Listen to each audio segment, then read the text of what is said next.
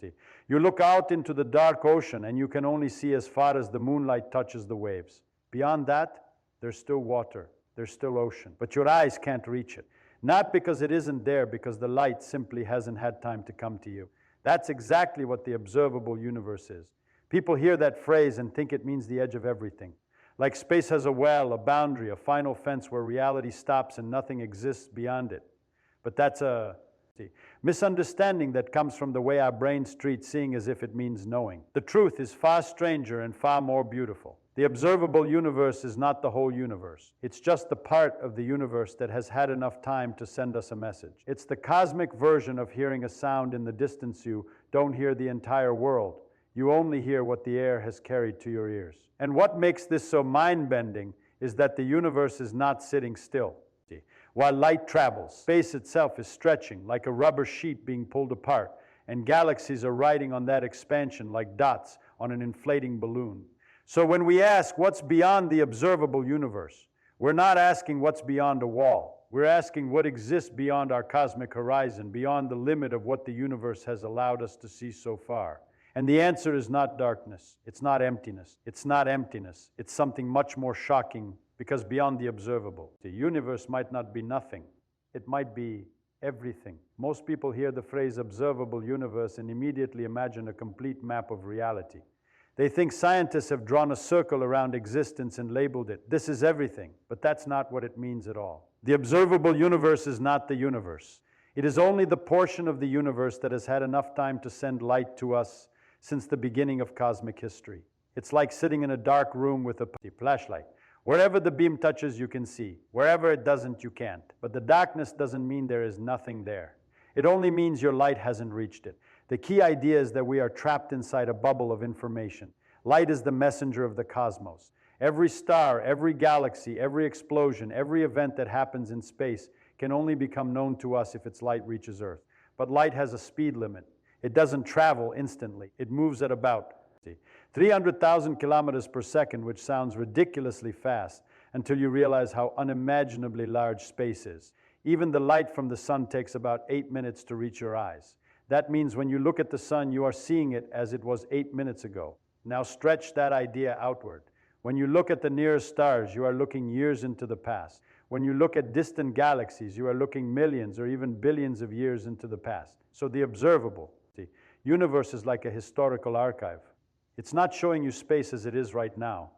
It's showing you space as it was when the light began its journey toward us. The farther you look, the older the image becomes. Eventually you reach the oldest light we can possibly see.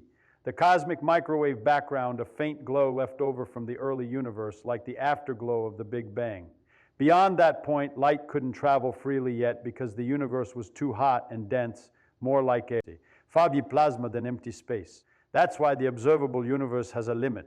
It isn't because the universe ends there. It's because our vision is limited by time. The universe has only existed for about 13.8 billion years, and light can only travel so far in that amount of time. But here's where it gets even stranger. Because the universe is expanding while light travels, the observable universe is not 13.8 billion light years in radius. It's actually much larger, about 46 billion light years. In every direction, because space itself stretched during the journey. This means the observable universe is not a border of reality. It's just a border of information. It's the edge of what we can possibly know through light. It's like hearing thunder and assuming the storm ends where the sound stops. The storm might continue far beyond your hearing range, but the air simply hasn't carried the sound to you yet. So when someone says this is the observable universe, what they really mean is, this is the part of the universe that has had enough time to communicate with us, and that immediately implies something profound.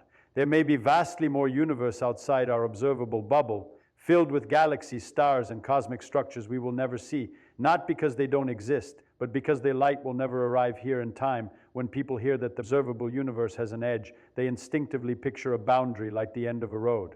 Maybe a giant wall of darkness or some cosmic curtain where space just stops. But this idea is completely misleading because the universe doesn't behave like a room with walls. Space is not a box. It isn't something you can walk to the end of and knock on. The so-called edge of the observable universe is not a physical barrier at all. It's a horizon, and horizons are strange things. They aren't objects. They're limits created by perspective. Think about standing on a flat desert. The horizon looks like a reel. See, line where the earth ends and the sky begins.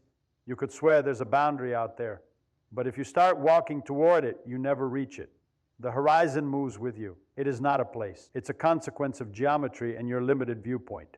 The cosmic horizon works the same way. The edge of the observable universe is not a cliff in space. It is simply the farthest distance from which light has had enough time to reach us since the universe began. But even that isn't the full. Story, because space is not just sitting still while light travels. Space is expanding.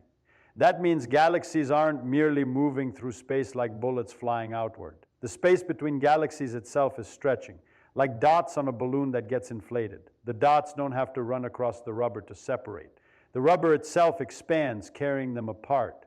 And this expansion creates a bizarre effect. There are regions of the universe that are so far away that even though they're light, is traveling toward us at the speed of light, the space between us and them is growing so quickly that the light can never catch up. That sounds impossible at first. How can something moving at the fastest possible speed fail to reach you? But it's not failing because it's slow. It's failing because the target is being pulled away by the stretching of space itself. It's like trying to swim toward a shore while the river is flowing away faster than you can swim. You could be the fastest swimmer in the world, but if the current is stronger than your speed, you're never getting there. This is where the idea of an edge becomes even more misleading. The observable universe is not limited by some physical boundary. It is limited by the speed of information and the expansion of space. There's a difference between far away and forever unreachable. Some galaxies are far away but still visible because their older light is already on the way to us. But some regions are beyond a point. It's called the cosmic event horizon, meaning that no light emitted there today will ever reach Earth, no matter how long we wait.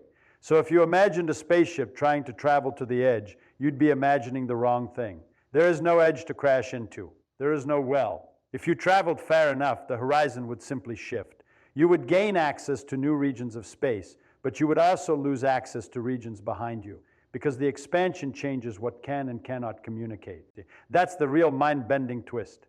The observable universe isn't a map of all reality. It's a moving bubble around you, shaped by time, light speed, and cosmic expansion. The boundary is not a thing you can touch. It's a limit on what signals can reach you. The universe doesn't end at the horizon. Our ability to see ends there. The edge is not the end of space. It is the end of what the universe has allowed us to know so far. Once you understand that the observable universe is just a bubble of what we can see, the obvious next question is almost irresistible.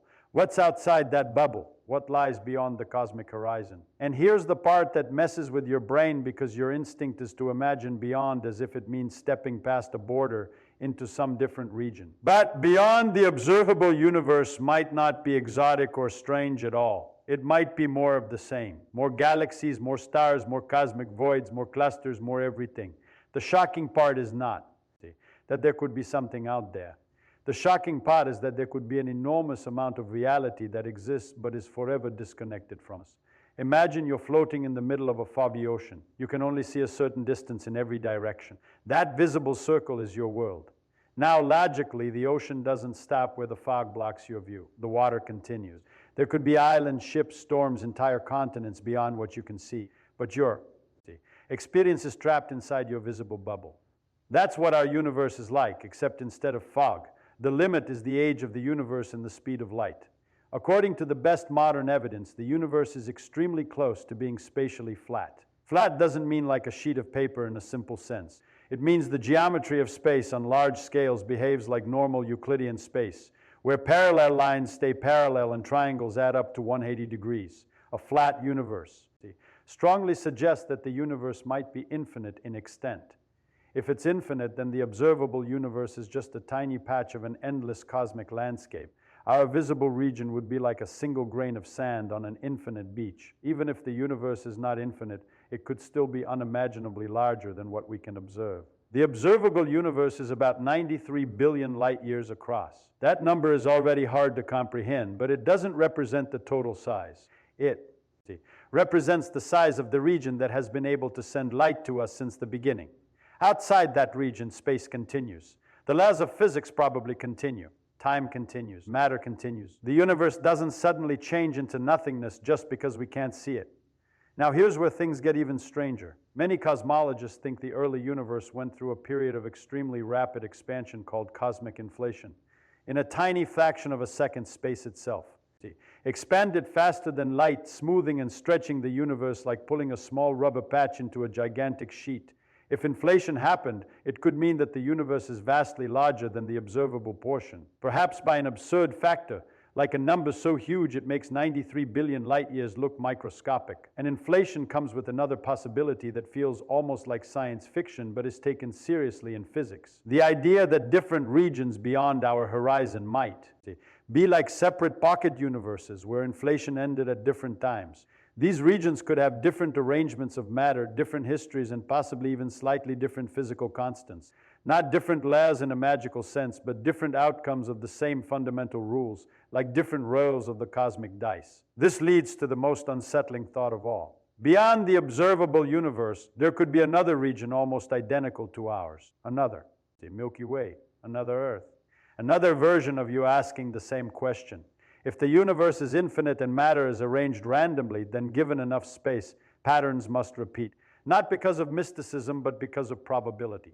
If you shuffle a deck of cards infinitely many times, you will eventually get the same order again.